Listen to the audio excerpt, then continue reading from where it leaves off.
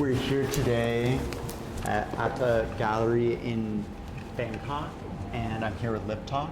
So I thought that this was a very beautiful gallery opening and would be really fun as a landscape to draw.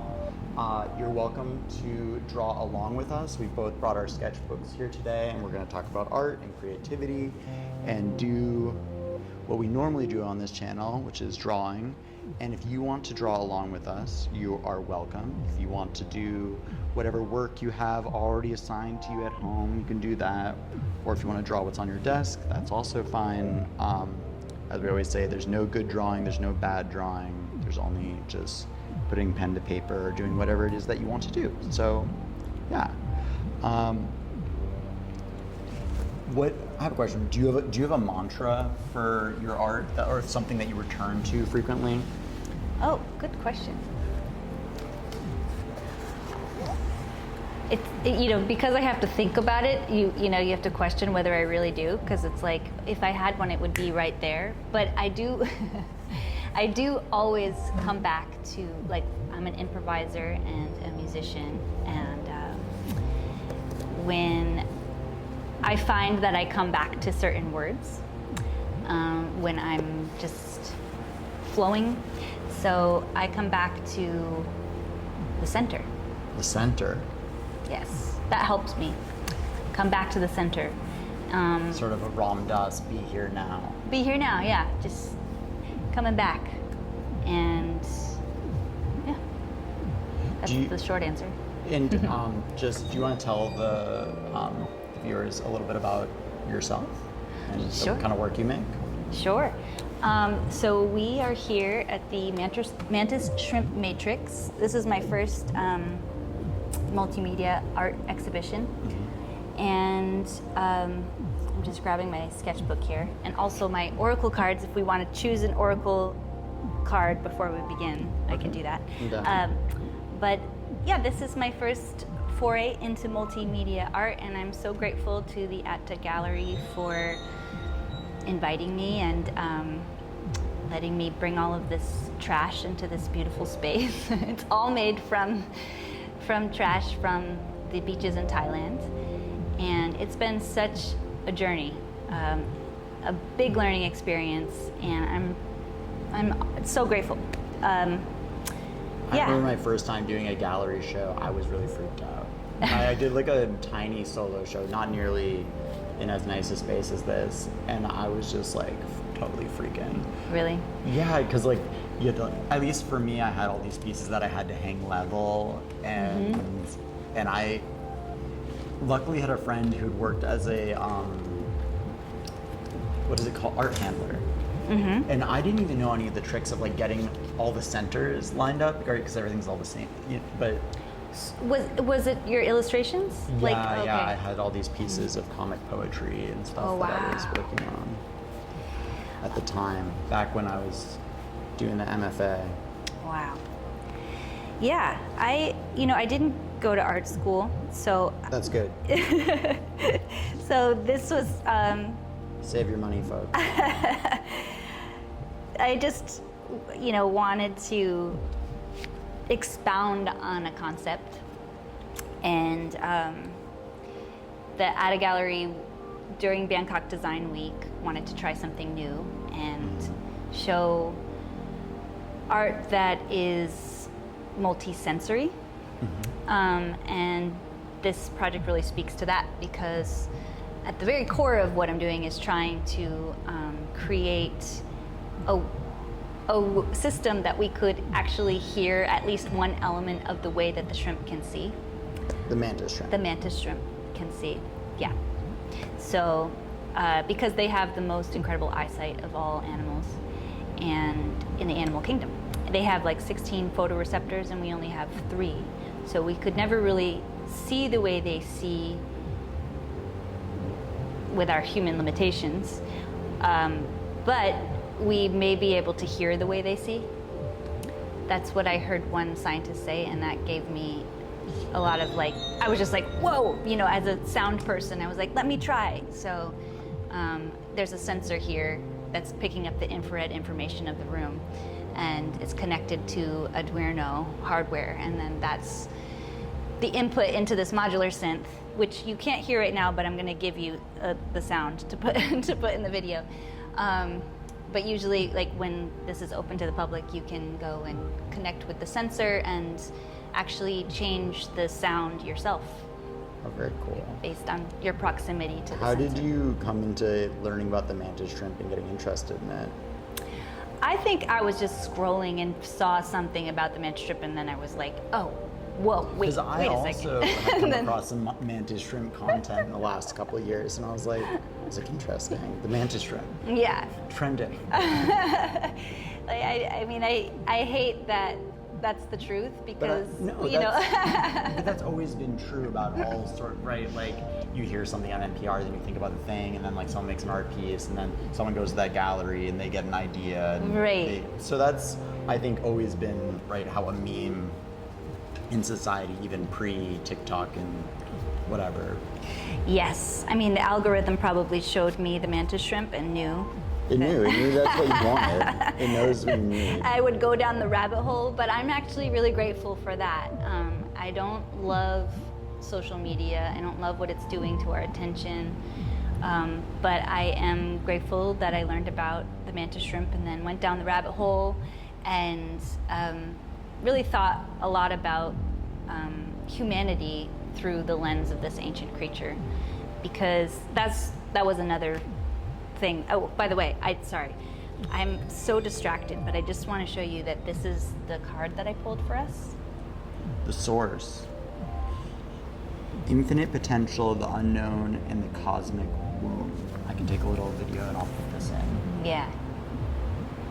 So this is the card for the moment. cool. And I can read about it. Yeah, And then I'm going to start my sketch. of course. Just over here talking. Okay, so for those of you who are into tarot, the tarot correlations of this card are the Fool and the World. It represents infinite potential, beginnings, the cosmic womb, if you will. The meaning is the source represents pure creation energy. It symbolizes beginnings, the unknown, and the fertile space where all possibilities take root. This is the cosmic womb, holding and nurturing the seeds of creation, reminding you to trust the process of becoming. The shadow side, because everything has a shadow side, is fear of uncertainty, feeling stuck in cycles of endless potential without action. It may reflect avoidance or committing to the next step or hesitating to trust the unknown.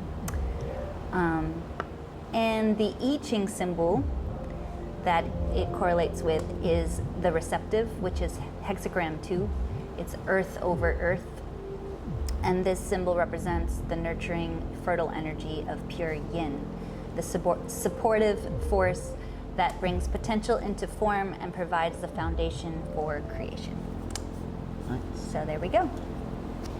We've got some people walking around the gallery. That's great. That's great. Yeah, so this was another sort of side project. Hello. That, like, as I was sorting trash and cleaning all this, because all of this trash was dirty, and I had to clean it all and build everything within 3 weeks of getting here, of landing here. One thing I was doing was photographing it with my friend Gong, and just like putting it in different shapes. And I love the I Ching, so they all correlate with, and I love also the tarot, but I Ching was sort of my first oracle. And anyway, so I think this actually relates really well to what we're doing now. How so? Because we're just jumping right in and making something. You know, it's the source of creation, infinite potential, and it's hello. Welcome. Yeah, thanks for coming in. We're just doing a little sketching and YouTubing as the illustrator. But this is my art Look, it's project. It's so beautiful. Oh, thank you so much. I love all the reused materials. It's really Oh, thank you. amazing. Usually there's a sound component, but we had to turn it off for the video. yeah, usually this is running, so hopefully if you guys are around again, you can stop back and see the video. Yeah. I was thinking about, because it's made out of trash, I'm always trying to tell my students that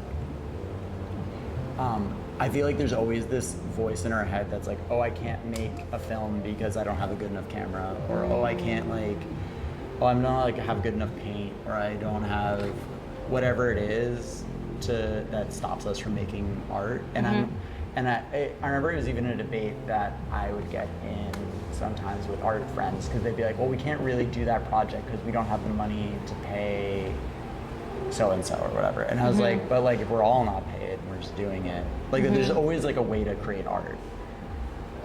If you want to create art, right? Like you need a pen and paper or like trash. Like there's that, like retaining the ability to play, and that it isn't about like the gear. Because I'm always saying, like, it's like if you can't make a good painting with bad paint, you can't make it with good paint. Like it's not not that there is such a thing as a good painting, but if you're not doing it with bad paint, you're never going to do it with good paint. And that's why I kind of appreciate this like use of trash, because I'm like, it's very playful for sure. It's also free. You know, like you're always free to make a sculpture out of trash. And then sometimes you go into someone's apartment and they have something. I remember there was this woman when I was in college. I went into her dorm room and she had this giant branch that she had dragged in from the campus, just hanging from the ceiling. And she had wrapped it. Wait, sorry, a giant what? Branch. Oh, just it's a branch. Tree branch. Okay. You know, like someone had cut it. Oh yeah, And she just I love that. suspended it in her room and Yeah. covered it in lights, and it was gorgeous. I was like, that's great. You know, I feel like you go into people's apartment, they're like, oh, I can't afford art. And it's like, you could do anything. And I don't know, that's kind of something I want to encourage on this channel. Yes. Do you feel like making art is directly related to how free your inner child is? I'm a pretty free individual, so I don't know. I think I work pretty hard to remain free, but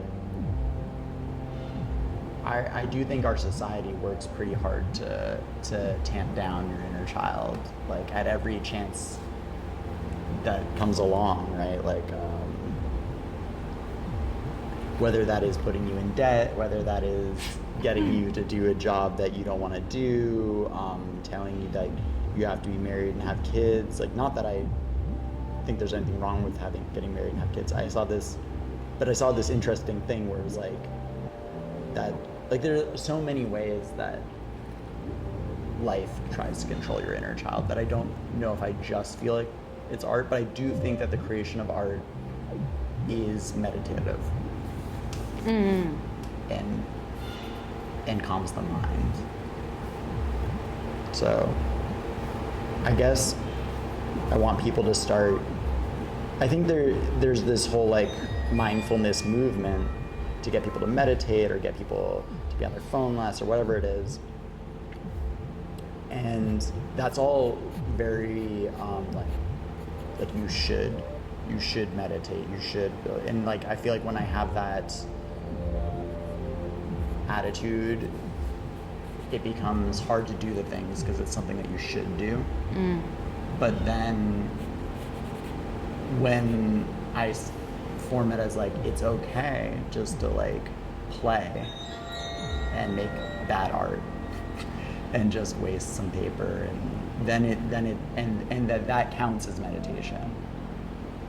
It's like you don't have to like go to a Buddhist monastery and not talk for like 3 days. It's like some people like they need it right now, they can't like figure out how to do it, and it's like, well, you can just do it through creating just crappy creation. Sometimes it's better just to crappy create. I feel that. Just start. Just do something for if you feel it. Yeah, anything. Anything. Baking, whatever it is. Oh yeah, I've made a lot of failed baking attempts. Just like creations that even even following like getting something from a box that should be really straightforward, and it just doesn't come out It just doesn't come out well because I'm like, oh, I can make this vegan, so maybe I'll. No, baking is the opposite. I feel like baking is not play. Baking is science. Yes. I mean, for some people, baking is play, Yeah, but you those have to have people skills. are. Yeah. It's different. I'm very good at cooking, but not very good at baking. I feel like cooking and baking are like opposite sides of the spectrum. Opposite sides of the brain. I don't know. Yeah. One is like math and following instructions, reading. Yeah, it's hard to improvise. Have you Baking. have you seen a mantis shrimp in real life yet? No. Okay. Ooh, I gotta calm down. Because I know that when I do, that's gonna be so exciting. It's gonna be. I gotta be careful. I don't wanna poop my pants. None of us want you to poop your pants.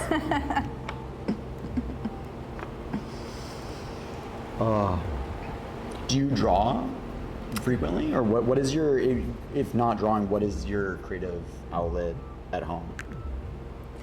You know, I love to sketch. I feel like this is really good for me because I'm surrounded by really amazing artists. I feel like, luckily in life, and who like studied art. Yes, your partner is also an My artist. partner's a really amazing painter. So sometimes I feel like, I don't know, I feel inspired to do it, and I don't feel like it's not accessible to me. I feel like I can just do it. But I recently was given this sketchbook by an amazing artist.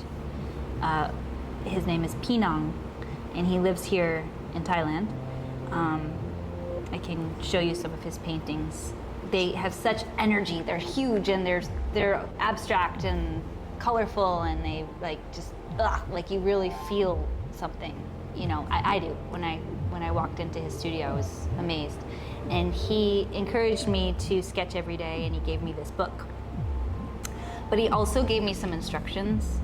He said, you have to draw every day, and you have to finish what you start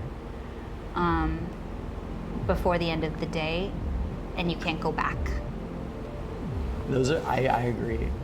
But you know what, okay, so I agree and disagree. I agree in that like those are his, I think I once wrote a poem about how like every writer is like, they'll tell you a different thing. They're like, to write, you gotta have a shot of whiskey, and then you gotta sit down, you gotta write for 10 hours. Then there's another writer who's like, you write one perfect line, and then you write the next perfect line, and then you're like, and then they slow it, like they chip away, or like swoopers and dashers, I think is what Kurt Vonnegut called it, swoopers and dashers.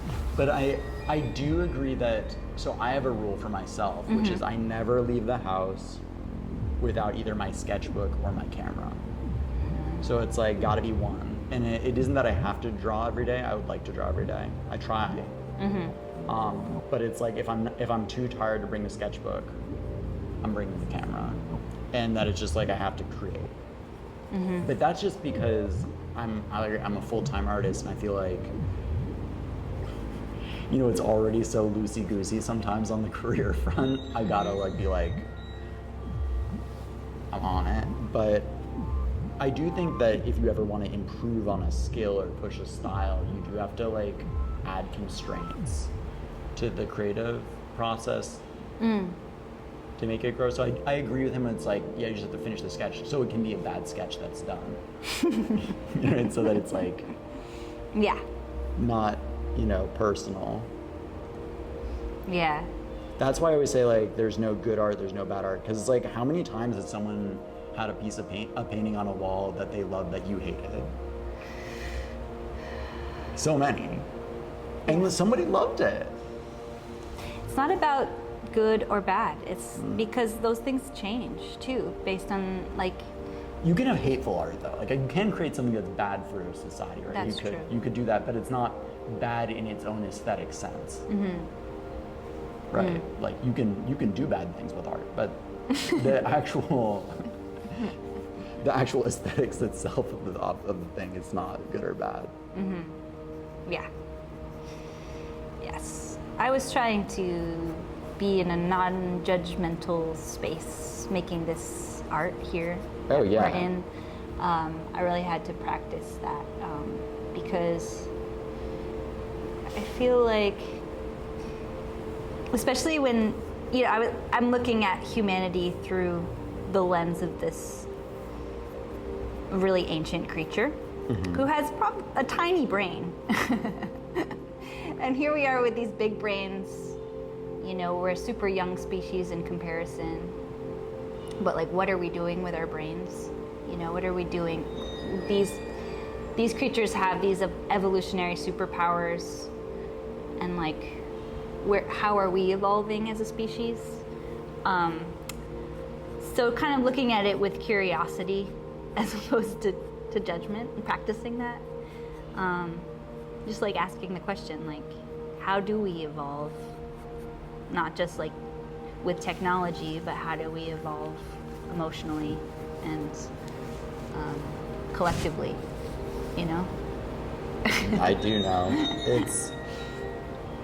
That's what I was thinking about today on the motorbike ride here a little bit. In terms of relationships and, you know, relationships to each other. Always are thinking about, like, I was listening to a podcast. I was listening to a podcast, 99% Invisible, which is about like meditation and self-betterment. But it's funny to think about it in terms of through the mind of a shrimp. We don't know. Maybe the shrimps are super at peace. Maybe, but I mean, but then they're so fast at punching. But that's also maybe a peaceful thing because they can kill so fast that it's hopefully there's not a lot of suffering involved. Yeah, I don't know. Sometimes I look at my cat and I'm like, or my cat, which has passed away, but I would think the same thing. I'd be like, you're just so peaceful, such a peaceful existence. Yeah. As far as we know. As far as we know. Existence is strange in that way.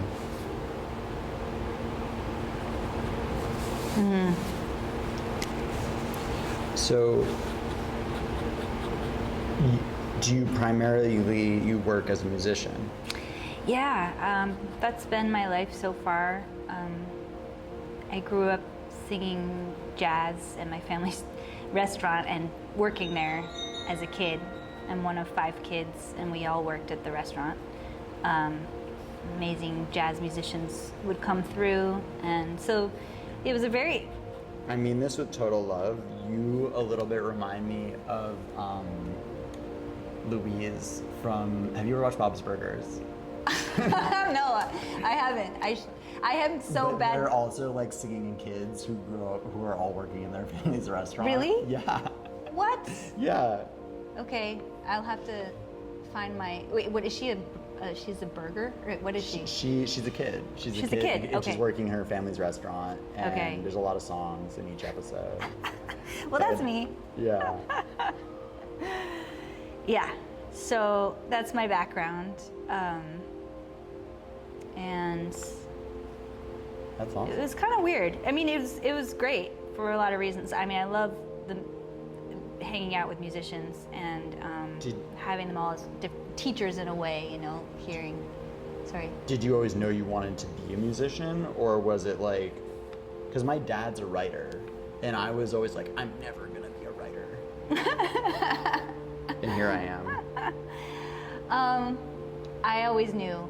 Yeah, I was just drawn to, even before they started the restaurant, like they started it when I was in 5th grade, but even before then, you know, it was like making up songs and playing piano, and I was kind of a quiet, weird kid. I'm the second youngest of 5 kids, so I was like, I didn't talk very much, you know, because there was a lot of commotion happening already in the house. So music was really my way of expressing myself and a place for me to like a little respite for me, you know. But then it was weird, you know, singing at the restaurant because I was too young to really understand. I went from being really shy and not really speaking even in school to then like bussing tables and then like singing a song and and then like people would give me like attention for that, but it was like confusing because I don't know, it was just like pouring their water, and they treat you differently when you're like, they don't know that you can perform, but then you like go and perform and everything changes and they're like, oh my god, and it becomes a sort of like, oh my god, our waiter is singing. Yeah, like a certain like Disney circus that's sort of strange. It's funny. And funny. It's funny how those things affect what we become, because like I said, my dad was my father's a psychiatrist and writer, and everyone in my family is a therapist. And it's funny because it's like, I don't want to be a therapist, but at the same time I end up being like interviewing people and then we're like, let me tell you about my upbringing. I was just thinking that, like, oh, I haven't had therapy. I think I need to. So you're like, damn it. You always end up doing something like that. Yeah, can you psychoanalyze me? Do you mind? No, refuse.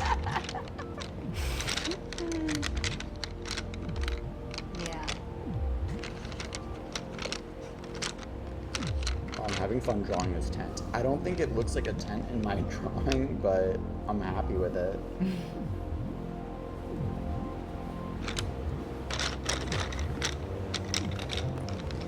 Oh wow, I love it. I love how you're using the full page. The full page. I use the full page. I only started doing that a year ago. I don't know why I hadn't been doing it. I think I had not been using the full spread of the sketchbook because I was like, I can't post horizontal on Instagram story, and I was like, why am I doing that? Why am I letting that limit what I would create? Yeah.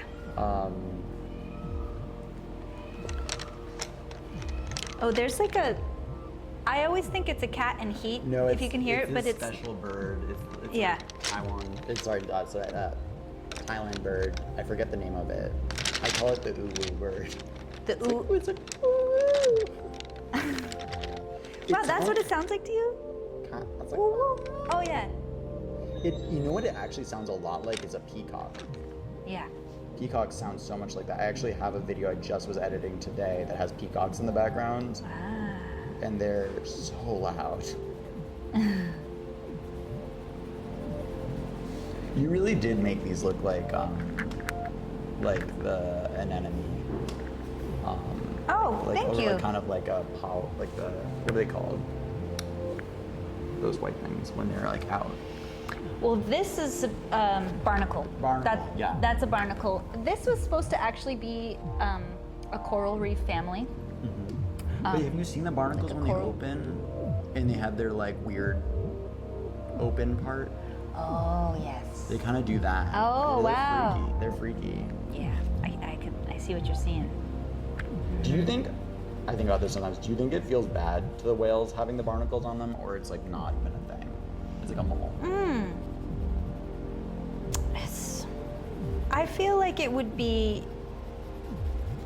After a while, like maybe when it first happens, it's like, ooh, what is that? But then after a while, they probably just are like, I don't know. You know, they forget about it. I don't know. That's just how I think if it were to happen to me. You know what I mean? Because like sometimes I notice something, I'm like, if I'm looking at it, it's uncomfortable. But if after a while, I forget. Sure, I have a piece of glass in my arm like that. Exactly. Forgot about it till just now. Hopefully it doesn't move. That's what I think about whenever I think about it. I'm like, I hope that glass doesn't move. Permanently paralyze me or something. Yeah. It's amazing how we can just keep going with glass in our skin. Yeah, literally my body built like a little thing around it. Wow. Yeah. It's been in there since I was 22, I guess, so. Wow. It's gonna be there. What's the story? Like, how did it happen? I was in a crazy car accident. When I was, I guess, 22 years old. My mom was driving. We got hit by a drunk driver. Oh, God. But we got so lucky. Nothing happened. We were going like 80, or like we were going 70. We got hit by someone going from behind, so we flipped like 5 times on the highway. Wow. Are you scared about going in cars, or how do you feel about? No, I'm not. Maybe I should be. I mean, I always wear my seatbelt, but now I'm riding motorbikes, so which makes the whole thing feel silly. But so dangerous. it is dangerous. We were talking about that when I first met you when you came in. You asked me if I rode a motorcycle, and I had just taken my first trip on a bike here that you can just order, and just riding through I love Bangkok, it. and I didn't have a helmet, and I felt so like free, but I was It's also a crazy feeling. It's a high. It's a high, but I was also praying, and I don't pray very often. I was like, just, that's not true. I think I do kind of pray, but in my own way, We all do in our own way. yeah.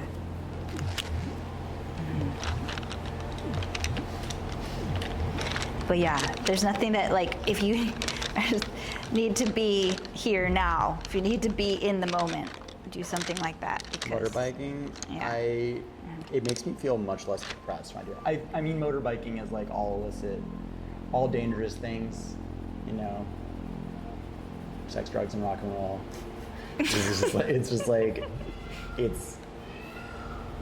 It is that good. Like, there's a reason that people are willing to die doing it. It is that good. People wouldn't be doing it if it weren't addictive. I mean, obviously, some people are doing it because they need to get somewhere and it's the cheapest way. But I think that. I mean, that's why I did it. I wasn't expecting to have so much fun. Oh yeah. I just needed to go home, and the traffic was intense, so I just was like, you know what? I'm gonna hop on this guy's bike. It to me is one of the things that makes me feel the most like I'm in a school of fish. The way that the traffic in Bangkok, or even more in Vietnam, the way it flows, you feel like you're part of some kind of organism. It's beautiful. Yeah. I never thought I was going to get into motorbikes, but here I am with my motorcycle license at 30 something. Did you take your bike? Oh no, you took a cab here. I rode a bike here, but I was on the back this time. I had one rented for a bit, but I returned it because I'm on so many deadlines right now that there's no point in having a rental. I'm not getting to use it.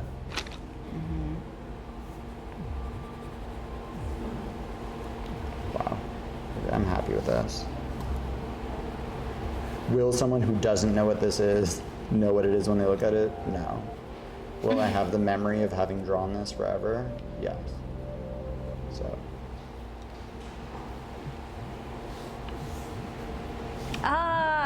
I love it. So cool. I like what you're doing with the shading. Oh, really? Thank you. Just all feel, baby. I really. My view over here of this tent. I would love to take a lesson, and learn, but it's also fun to just go free for all and look at what you're looking at, be connecting with the thing.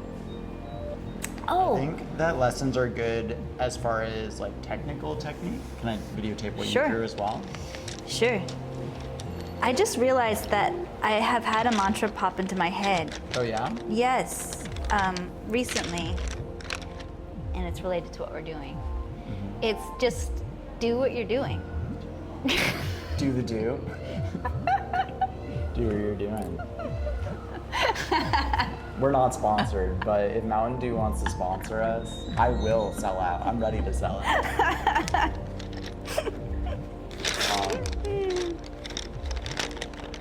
Do what you're doing. Do what you're doing. I mean, it's kind of not necessarily oh, what is the tone of the voice when it happens in my head? It's kind of like, Sarah, like if there's a lot of things going on and then I'm just like, ugh, then it's like, just do what you're doing. You know? When you're like, oh, should I work on this? Should I work on that? Should I do this? Like whatever you're doing at this moment, just keep doing that. Just yeah, like if I'm taking a shower, it's like, I need to just do what I'm doing. Like what, you know what I mean? It's good to like center myself and bring myself back to just doing what I'm doing. That's all. That's a good one. Yeah, do what you're doing. Like what are you doing? I used to be very into wherever you go, there you are. Yeah, I like that too. You're not into it anymore? Well, What happened? what happened to being into it?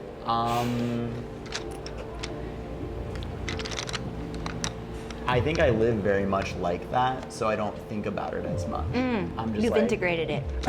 Yeah, I'm like, I'm right, there. like I'm living in Sri Lanka, I'm living in India, I'm living in Laos, I'm living in Vietnam, I'm in China, etc., Mexico. And I'm like, I'm well aware that my problems come with me.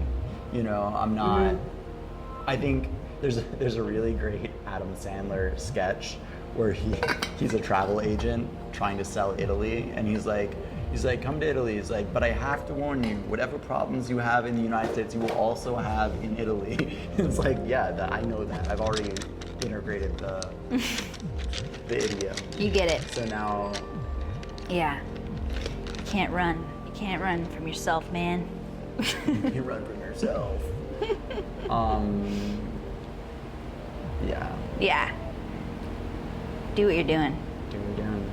Yeah. Like when you're eating something, like, I'm eating this. You're eating this.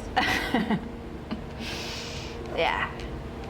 I like that. Can I take a photo of that? Oh, sure. Sorry. I didn't realize what was happening. Yes, of course. Oh wow, it's me. It's like, That's you, and this is the kelp behind you. I like my expressions. Very funny. I look like a little elf. This is you. Oh, that is totally me. But I think I made your nose more sloped. Okay, I that's gotta, okay. You know, I'll fix the nose some other time. and then I've got the tent. Wow. It's cool. Yay. Well, thank you for having me in your awesome space. Where should people follow you if they want to follow your work? Oh, Liptalk on Instagram. Liptalk on Instagram. And I think Liptalk on TikTok. I will have one video. I don't even think I have a video there, but I should soon. I will link to whatever you want me to link to. Send out. It's below. Oh, liptalk.space is my website. Okay, we'll link to that as well. Yeah. Well, thank you for joining us. I hope that you got some drawing done or whatever it was, or treated this like a podcast. Yeah, thank you, and goodbye. Thank Love you. Keep Can't wait drawing. to keep drawing. Bye-bye. Bye.